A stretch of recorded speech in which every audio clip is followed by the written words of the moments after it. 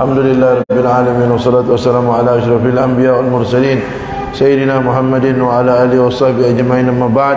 Faqala al-musannif rahimahullahu ta'ala wa qala al-musannif syarih rahimahumullah ta'ala nafa'ana bihima wa bi ulumihima bi ulumi syayikhina wa bi ulumil ulama'il amilin fid darain amin.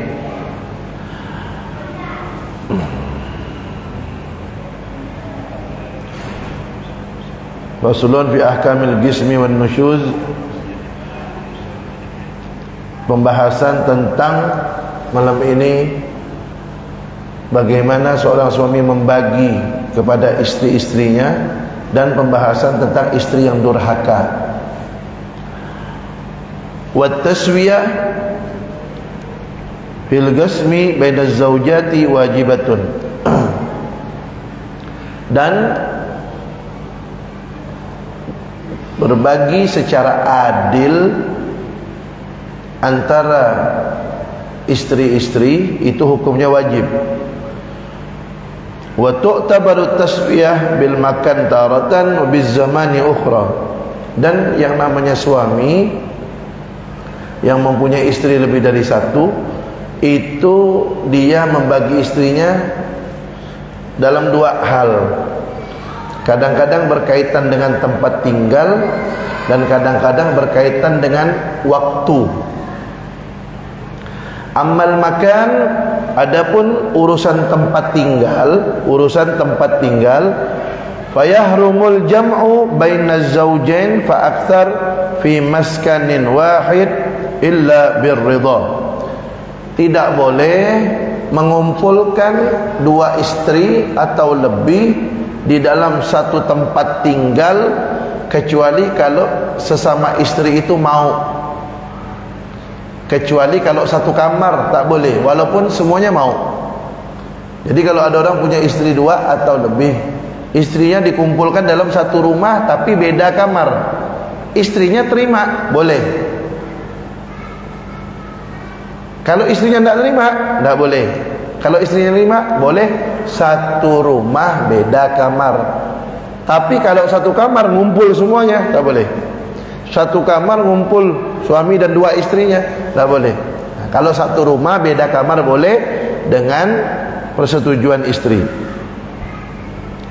Wa amaz zaman, adapun zaman kalau yang berkaitan dengan waktu, faman lam yakun harisan mathalan fa imadul qasmi fi haqqihi al-lailu wan nahar taba'un lahu wa man kana harisan fa imadul qasmi fi haqqihi an-nahar wal lailu taba'un lahu.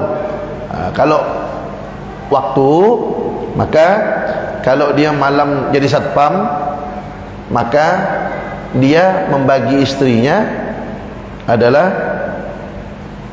dari mulai pagi.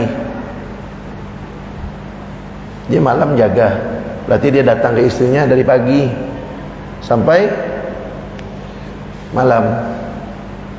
Malam dia kerja lagi. Kalau dia malam tidak jaga malam, bukan satpam, kerjanya pagi, maka dia cara membagi istrinya hitungnya dari mulai malam, habis maghrib. Habis maghrib datang istri pertama, sampai kapan? Sampai besok pagi. Besok pagi kan dia kerja, besok maghrib istri kedua, gitu. Itu cara membaginya. Islam itu sempurna. Cara membagi istri pun diatur. Terserah lah, yang mau terima tak mau terima, terserah, yang penting dijelaskan. Inilah hukum Islam. Qulil haqqa walau kana murran, kata Nabi. Katakan yang benar walaupun pahit. Kemudian wala yadkhulu zawju lailan ala ghairil maksumi laha li ghairi hajah. Tidak boleh suami pergi ke istri yang bukan jatahnya. Malam ini jatah istri pertama, dia datang ke istri kedua, tidak boleh. Illa li hajah, kecuali kalau ada hajat. Apa contoh hajatnya? Malam ini jatah istri pertama, dia datang istri kedua, boleh tak? Boleh. Kalau ada hajat, contohnya istri keduanya sakit, atau istri kedua rumah bakar, atau istri kedua tu anak dari istri kedua sakit, boleh. Tapi sekedar jenguk saja, tak boleh lebih. Kalau lebih berarti dia ngambil waktu jatah istri pertama. Nanti ketika jatah waktu istri kedua, ambil waktu berapa lebih, 1 jam, kasihkan istri pertama, gitu. kelebihan itu ganti, tidak boleh lebih.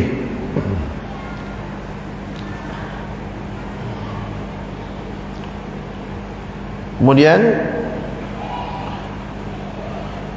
wa idza arada man fi isfatihi zaujat as-safar aqra'a bainahunna, kalau yang punya istri lebih dari satu itu ingin berangkat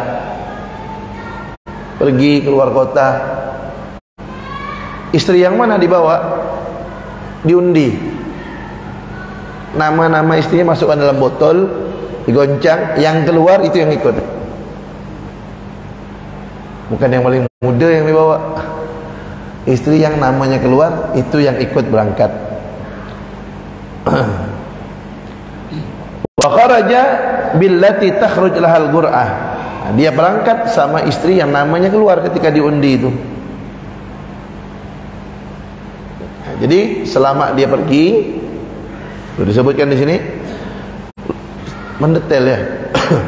Walamma yaqdi zawju wala yaqdi zawjul musafiru lil mutakhallifat muddata safarihi dhihaban fa in wasala maqsidahu wasala muqiman bi anna wa iqamatan mu'athiratan awala safarihi aw inda wusuli maqsidihi aw qabla wusulihi qada muddatal iqamah in sakana al mashuba ma'ahu bis safar wa maqal mawardi wa illa lam yaqdi amma muddatar ruju' fala yajibu ala zawji qada'uha ba'da iqamatihi. Itu kalau suaminya pergi, misalnya dia pas digoncang itu, pas diundi, keluar nama istri kedua misalnya, pergilah dia.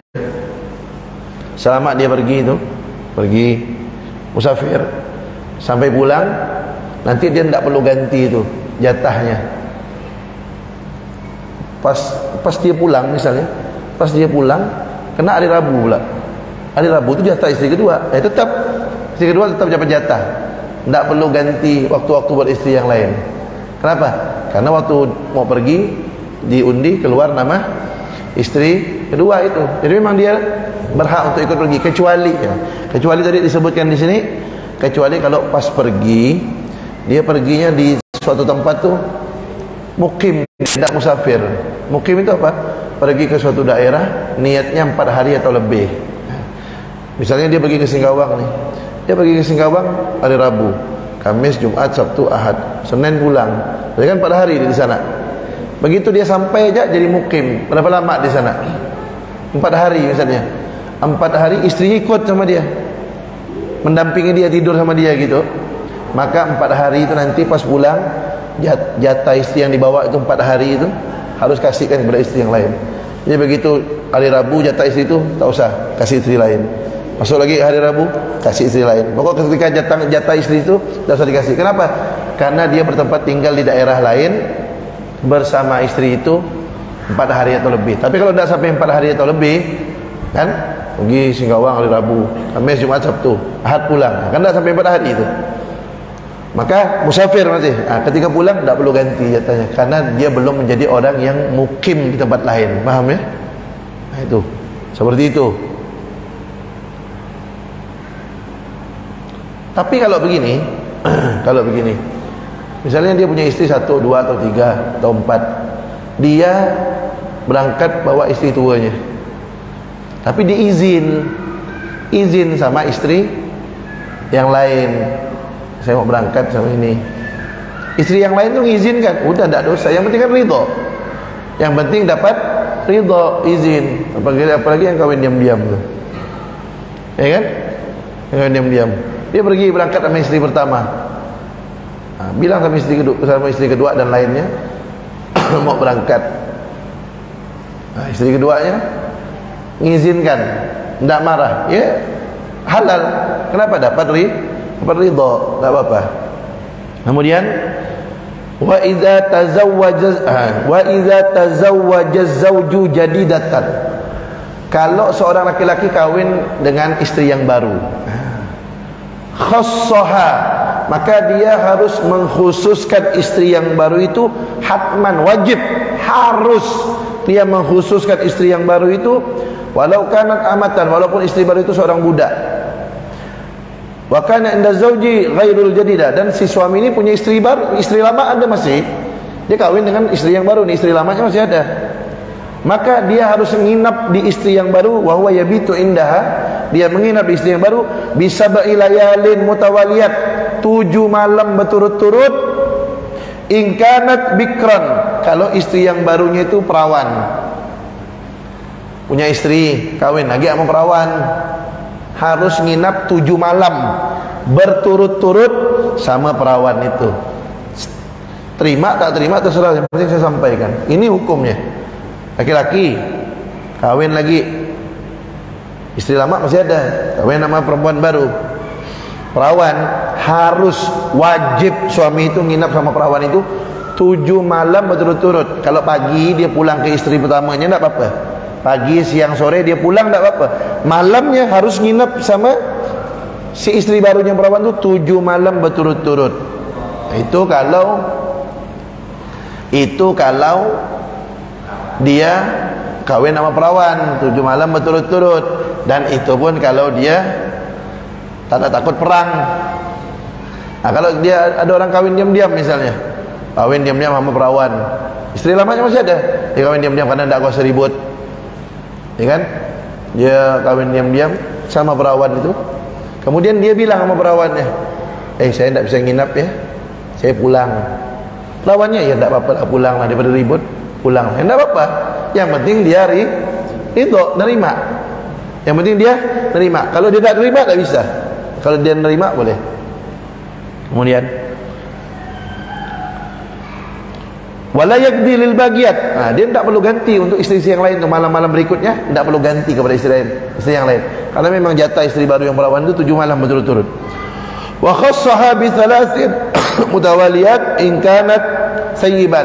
Dan kalau perempuannya, istri barunya janda, 3 malam berturut-turut. 3 malam berturut-turut, tidak boleh diselang-seling, tidak boleh. Malam pertama nih, misalnya nih, malam pertama sama istri baru yang janda, malam kedua sama istri baru yang janda, malam ketiga nginap tempat lain, tempat kawannya ke, nginap di masjid ke, kemudian besoknya nginap lagi ke istri janda. Tak bisa, dihitung satu lagi dari pertama. Harus berturut-turut 3 malam, harus, kecuali kalau istri yang baru itu mengizinkan. Kita ni tak bisa ni terang-terangan, anda harus balik ke istri pertama daripada ribut. Ayolah bang, tadi baliklah, balik. Boleh tak kita? Udah, dia ridha, nerima, udah balik, kan gitu. Itu seperti itu boleh, yang penting dia ridha, dia nerima, itu boleh. 6.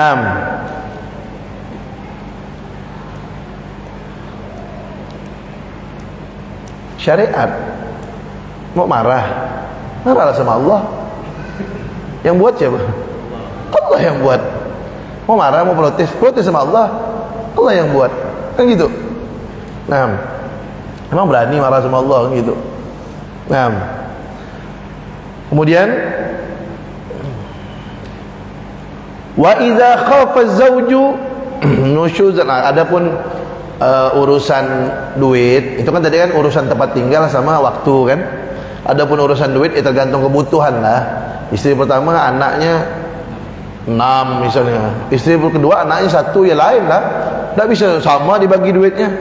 Istri pertama lebih banyak butuhnya kan gitu, tergantung kebutuhan itu bagi duit begitu. Kadang-kadang orang nih suami yang nikah lagi seakan-akan suami melakukan dosa besar. Ya, macam-macam bahasa kasar itu keluar. Tapi ketika melihat laki-laki berdua-duaan, bersalaman dengan perempuan yang bukan mahram, ya, suaminya pergi undangan bersalaman sama pengantin perempuan, tidak marah. Yang udah jelas haram dia tidak marah, yang jelas halal tidak mau dia berbagi. Padahal kadang-kadang suami itu dia nikah lagi, walaupun memang sebenarnya harus adil, tapi kadang-kadang dia minta kepada istri yang barunya, anda tidak bisa nginap ya, nginap tetap istri pertama, atau anda nginap tempat ente 1 malam aja, sisa istri pertama, ente cuma 1 malam. Nerima istri kedua tu, ya tidak apa-apa kata dia. Masih tak terima istri pertama ni, padahal dia udah diprioritaskan, masih tidak nerima. Padahal sebenarnya itu harus 7 malam berturut-turut kalau pengantin baru, kalau perawan. Kalau janda 3 malam berturut-turut. Dan setelah itu harus adil. 1 malam, 1 malam, 1 malam, 1 malam. Atau 2 malam, 2 malam, 2 malam, 2 malam. Gitu harusnya. Harusnya begitu. Jahat tak suami gitu tuh? Enggak jahat. Sesuai syariat kok. Sesuai. 1 malam istri pertama, besoknya 1 malam istri kedua, istri ketiga, istri keempat. Habis itu balik lagi istri pertama. Kadang-kadang suami istri itu kadang-kadang bosan enggak? Tengok mau tiap hari muka dia terus. Ada hikmahnya syariat tuh. Nih hari ini istri pertama. Sebenarnya besok istri kedua, lusa istri ketiga, selanjutnya istri keempat. Istri pertama kan rindu nih.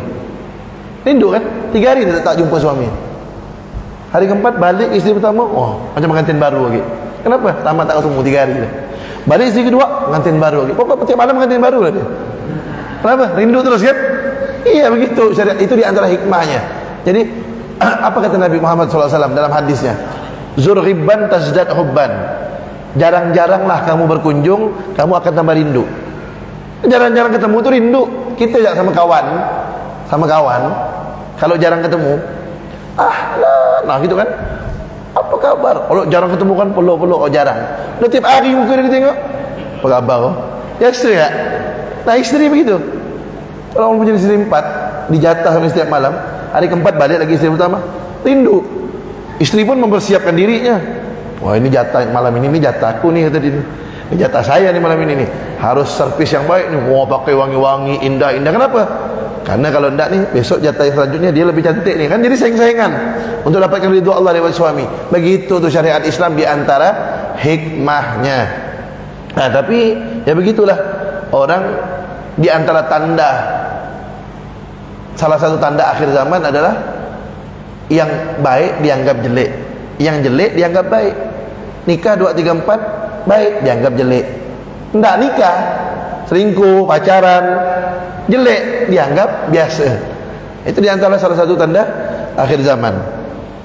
Nah, jadi begitulah. Artinya kalau yang mau nikah lagi boleh. Begitu tadi caranya. Tapi kalau dia mau nikah diam-diam daripada berzina, ya daripada zina, istri haid, istri nifas.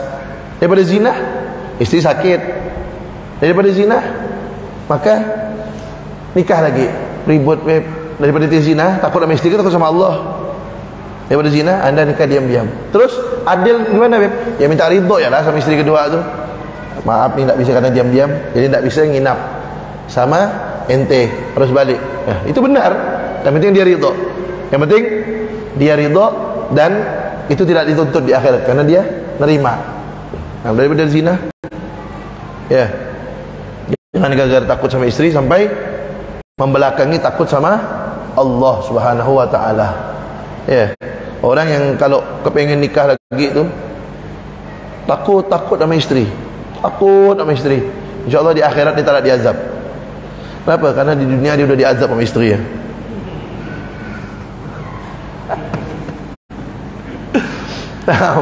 Ya. Jadi boleh. Kalau nyampe-nyampe yang gini ni biasanya ada sekelompok golongan yang tak suka. Mau dia apa kan dah? Harus disampaikan. Halal. Karena laki-laki itu kalau dia jaga, kata Imam Al-Qurtubi. Imam Al-Qurtubi itu mufassir, ahli tafsir. Banyak karangan tafsirnya. Dia bilang kenapa banyak orang-orang soleh itu istrinya lebih dari satu. Kata beliau, kenapa orang-orang soleh itu banyak istrinya lebih dari satu? Karena kata beliau, orang-orang soleh itu tidak mau melampiaskan syahwatnya kepada yang haram. Ketika datang syahwatnya, dia tidak mau melihat yang haram.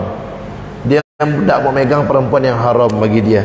Tidak mau melampiaskan syahwatnya kepada yang haram. Dijaga badannya sama dia, dijaga anggota tubuhnya kepada hal-hal yang haram, sehingga syahwatnya numpuk dalam dirinya. Ketika mau dia lampiaskan kepada istrinya, haid, nifas, sakit. Sedangkan syahwat ini harus dilampiaskan. Makanya daripada dia haram, dia nikah lagi. Gitu kata Imam Al-Qurtubi. Kenapa orang soleh banyak menikah? Seperti itu di antara alasannya. Karena syahwatnya bertumpuk. Sementara orang-orang yang udah biasa sama perempuan, cibika-cibiki, salaman, peluk-pelukan, syahwatnya udah kemana-mana, udah terlampiaskan kepada hal-hal yang haram, sehingga syahwat dalam dirinya cuman sedikit. Jadi ya tidak perlu nikah lagi dia.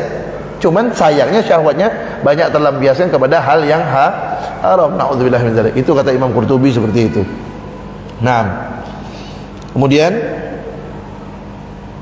nah sekarang, wa idza khafa az-zawju, dan jika seorang suami takut nusyuzal mar'ah, jika seorang suami takut, sebelum kita bahas ini saya mau bahas sedikit lagi masalah adil tadi itu. Ya. Kalau ada wanita mengatakan suami yang nikah lagi itu tidak sayang sama istrinya, yang pertama. Sekarang yang kita tanyakan, yang menyuruh boleh kawin 2, 3, 4 itu siapa? Yang maha penyayang, kan gitu?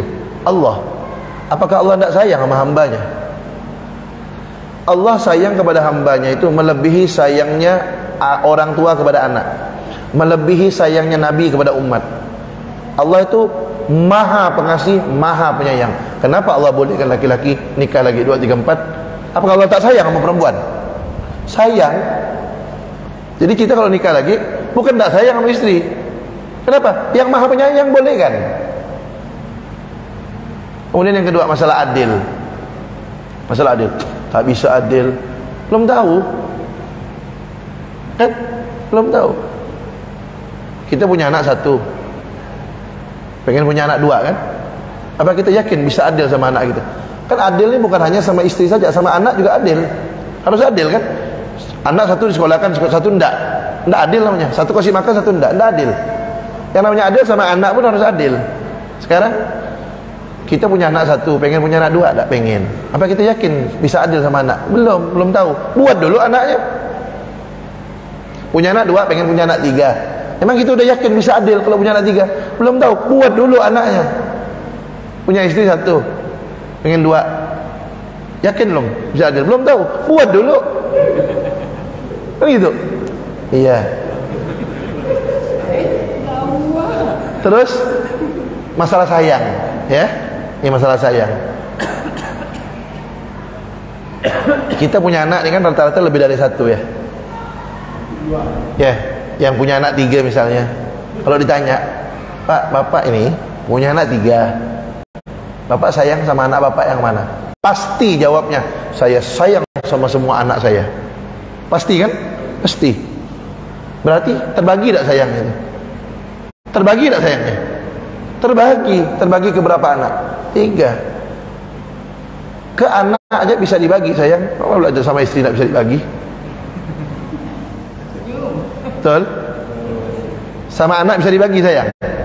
Bisa kan? Berarti sayang itu bisa terbagi tak? Bisa. Buktinya kita punya anak 5. Ya, punya anak 5. Kalau ditanya sayang sama yang mana anak? Sayang semuanya. Berarti terbagi tak sayangnya? Terbagi. Sama anak, sama istri juga bisa terbagi sayang. Kalau tidak bisa, tak mungkin dibolehkan sama Allah. Allah itu maha tahu. Nah, cuman itulah, kadang-kadang orang lebih tinggi hawa nafsunya daripada taatnya kepada Allah Subhanahu wa taala. Kemudian yang kedua, wa idza khafa az-zawju nusyuzal mar'ah, dan jika seorang suami khawatir atau takut istrinya durhaka, maka yang pertama caranya adalah wa'adhaha, nasihatkan istrinya. Cara yang pertama, nasihatkan sesuai Al-Quran.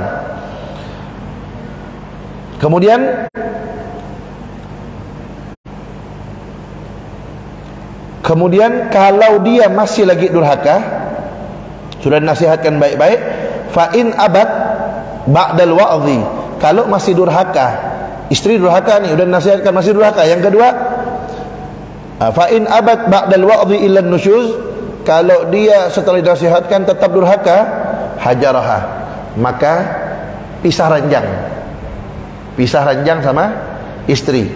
Cuma tidak boleh tidak tegur lebih dari 3 hari, kecuali kalau urusan akhirat.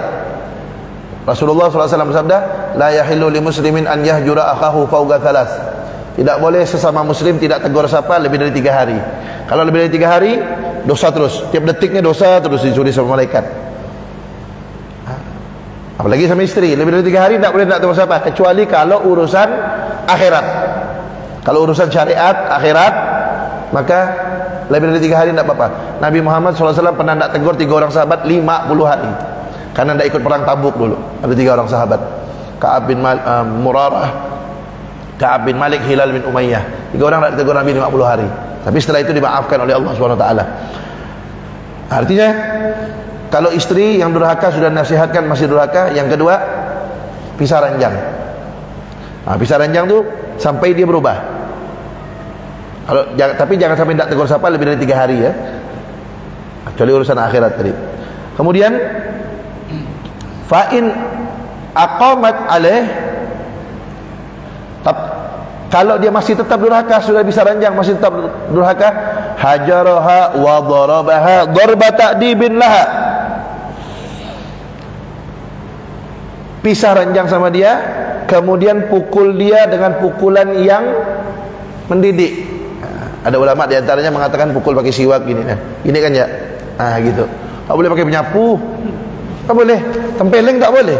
Pukul muka tu tak boleh. Mukul, biar istri durhaka, mukul muka tak boleh. Tak boleh. Ini sesuai Al-Quran nih. Nasihatkan, pisah ranjang. Kalau masih pukul, tapi pukulan yang mendidik. Cubit dia pelan-pelan. Jangan sampai membekas. Tak boleh. Tak boleh sampai melukai, itu tak boleh pukul melukai. Tak boleh sampai membekas, apalagi sampai memar-memar apa ninju apa, tak boleh. Pakai siwak gini atau cubit pipinya gitu. Ya. Tapi kalau bisa jangan sampailah sampai pukul-pukul apa, jangan sampailah, jangan sampai. Tapi kalau memang harus, boleh, syariat sih boleh. Cuma tadi itu jangan sampai memar, membekas, sampai melukai, tak boleh. Sekiranya tadi itu pakai siwak, pukul sikit gitu. Nah, pukulan mendidik. Tapi usahakan janganlah sampai kepada yang namanya mukul tu, jangan sampai. InsyaAllah mudah-mudahan di sini tidak ada sampai mukul ya. Nah, wa yasbutu bin nusyuz gasmuha wa nafagatuha. Wa yasbutu bin nusyuz gismuha wa nafagatuha. Dan gugur dengan durhakanya istri itu apa? Jatah dia dan nafkah untuk dia. Jadi kalau istri durhaka, suami boleh tidak mendatangi istri itu dan boleh tidak kasih nafkah untuk dia. Makanya kalau ada orang tanya, Pak Ustadz, misalnya ada istri bercerai sama suaminya, Pak Ustadz, ini suami tidak kasih nafkah. Jangan langsung bilang, oh tidak boleh suami tak kasih nafkah itu. Jangan bilang gitu dulu, tanya dulu istrinya durhaka tidak. Kalau istri durhaka, suami boleh tak kasih nafkah. Jadi perempuan yang masih jadi istri itu harus dikasih nafkah. Dan begitu juga perempuan yang sudah dicerai selama dalam masa iddah. Berapa lama masa iddahnya? Kalau yang perempuan yang dicerai, kalau hamil sampai melahirkan, kalau tidak hamil 3 kali suci. Haid suci, haid suci, haid suci ya. Kalau tidak haid lagi pasti 3 bulan. Itu perempuan yang sudah dicerai selama masa iddah harus dikasih nafkah. Beb, kan udah dicerai? Iya, tapi dalam masa iddah harus tetap kasih nafkah. Kalau selesai masa iddah, nah baru putus nafkahnya, udah tidak usah kasih. Tapi kalau punya anak, wajib kasih nafkah kepada anaknya. Nah, gitu. Jadi perempuan yang durhaka, saya ulangi kata beliau, gugur bagian untuk dia, boleh tidak didatangi, boleh tidak, misalnya istri kedua durhaka, boleh tidak pas jatahnya istri kedua, boleh dia tidak datang kepada istri kedua itu, dan boleh dia tidak kasih nafkah. Ya. Tapi kalau istri baik-baik, jangan cari perkara, jangan cari masalah. Ya, ingat, memang istri itu harus taat sama suami. Kunci ridha Allah untuk istri tergantung suami. Ya, Nabi Muhammad SAW bersabda, "Idza salatil mar'a khamsaha wa shamat syahraha wa hafizat farjaha wa ata'at zawjaha qila laha udkhulil jannah min ayyi abwabil jannah syi'ti." Kata Nabi Muhammad, jika perempuan solat 5 waktu, puasa Ramadan, jaga kehormatan, tak selingkuh, tak jalan sama laki-laki yang bukan mahram, tak keluar rumah tanpa izin suami, tutup auratnya, jaga kehormatannya. Yang keempat, taat sama suaminya, selama perintah suami tak melanggar perintah Allah, dia taat. 4 syarat ini, solat 5 waktu, puasa Ramadan, jaga kehormatan, taat sama suami, nanti perempuan itu di akhirat, kata Nabi, akan dipersilakan masuk syurga lewat pintu yang mana saja, tinggal pilih. Pintu syurga ada 8, tinggal pilih dia mau masuk lewat yang mana saja. Ya, memang kunci perempuan dapat ridho Allah itu ridho suaminya. Adapun tahajud, duha, ngaji itu tambahan aja, tambahan naikkan derajat. Kalau dia sudah dapat ridho suami, ridho Allah dia dapat. Tahajud, duha, ngaji dan lain-lain itu nambah naikkan derajat dia. Tapi kalau dia tidak dapat ridho suami, tahajud, duha, al-witir, Al-Qurannya tak ada manfaat untuk dia. Kenapa? Kuncinya tidak dia pegang, ridho suaminya. Nah, tapi jangan mentang-mentang suami ridho istri tergantung dia, ridho Allah kepada istri tergantung dia, jangan semena-mena. Dalam Al-Quran Allah berfirman, wa ashiruhunna bil ma'ruf. Itu yang pertama. Dan perlakukanlah istri itu dengan baik, kata Allah. Itu yang pertama. Yang kedua, Allah berfirman, walahunna mithlul ladzi 'alaihinna bil ma'ruf. Yang artinya istri berhak diperlakukan baik sebagaimana istri berkewajiban memperlakukan suami dengan baik. Tuh. Artinya apa? Sebagaimana istri berkewajiban memperlakukan suami dengan baik, istri pun harus diperlakukan dengan baik, kata Allah. Itu yang kedua. Yang ketiga, Nabi Muhammad SAW bersabda, ma akraman nisa illa karim, wa la ahanahunna illa laim. Tidak ada laki-laki yang memuliakan istri kecuali laki-laki itu mulia di sisi Allah. Tidak ada laki-laki yang menghina istri kecuali laki-laki itu tercela di sisi Allah.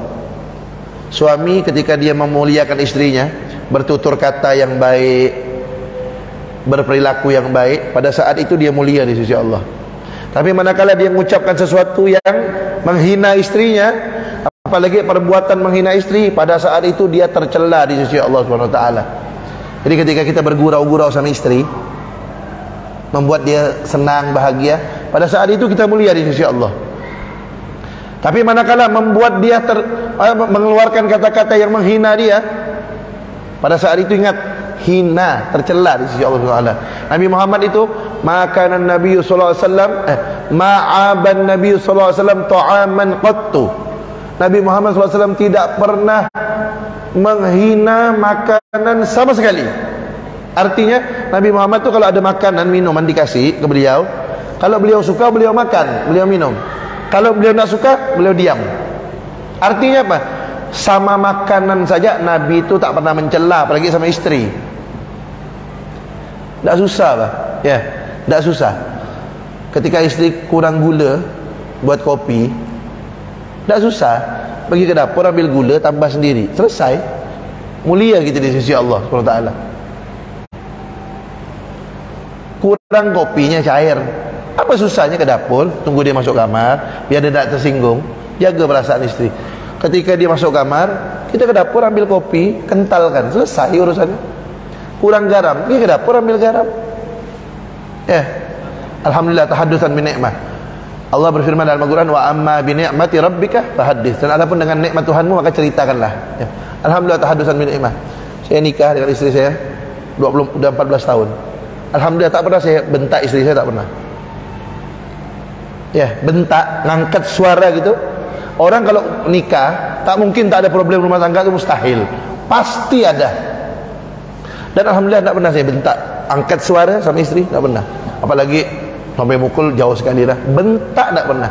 Dan kalau dia nanya saya, setiap masa dari dulu sampai sekarang, dari 2009 sampai 2023 sekarang. Dari 2009 saya nikah. Ya, 2009 sampai sekarang. 14 tahun. Setiap dia nanya habis makan, gimana rasanya? Pasti saya bilang enak, pasti. Sampai dia bilang, itu enak terus itu dia. Ya, enak. Kalau buatkan saya kopi, buatkan minuman apa gitu, gimana rasanya? Pas, mantap, pasti. Kenapa? Karena kita pengen mulia di sisi Allah Subhanahu wa ta'ala.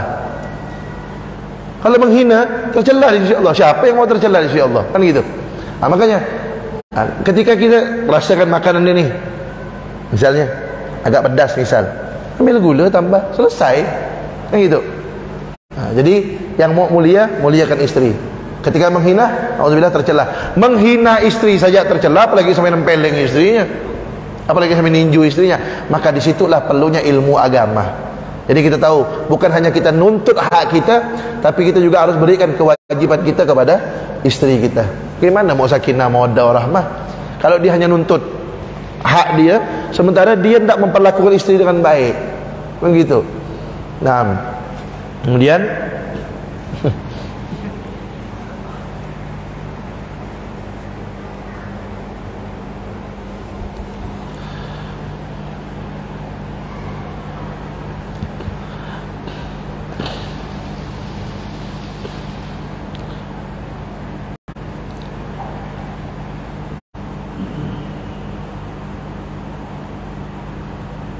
dah selesai nih bab Gismil wan Nusyuz, dah selesai.